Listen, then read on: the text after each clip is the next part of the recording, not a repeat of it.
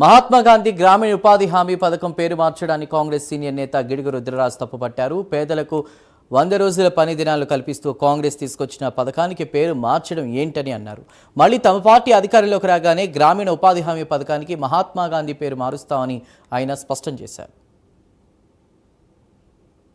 Bharatiya Janata party ప్రభుత్వం, కేంద్రంలోని నరేంద్ర మోడీ గారి నేతృత్వంలో ఈ ప్రభుత్వం మహాత్మా గాంధీ జాతీయ గ్రామీణ ఉపాధి హామీ పథకానికి సంబంధించినటువంటి పేరుని మార్చినటువంటి విషయం మనందరికీ తెలుసు.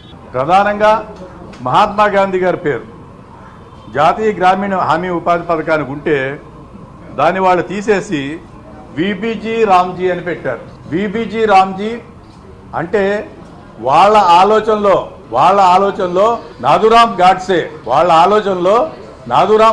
పేరు వచ్చే విధంగా ఆర్ఎస్ఎస్కి సంబంధించి మహాత్మా గాంధీ గారిని ఎవరైతే బుల్లెట్లతోటి కాల్చి చంపారో వారి పేరు వచ్చే విధంగా విబి/జీ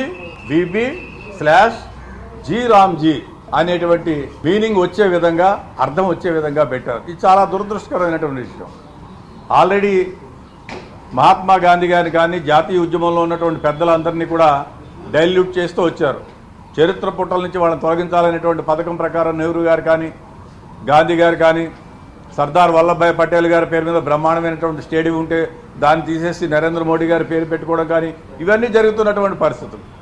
ఇప్పుడు మహాత్మా గాంధీ గారిని పూర్తిగా తొలగించాలని ఒక పరిస్థితుల్లో గాంధీ గారిని ఓన్లీ స్వచ్ఛ భారత్కే కన్ఫైన్ చేశారు. ఇప్పుడు ఈ పథకానికి పేరు మార్చడం ద్వారా పూర్తిగా గాంధీ అనేటువంటి దాన్ని వారిని మహాత్మా గాంధీ గారిని చరిత్ర పుటల నుంచి తీసేసే విధంగా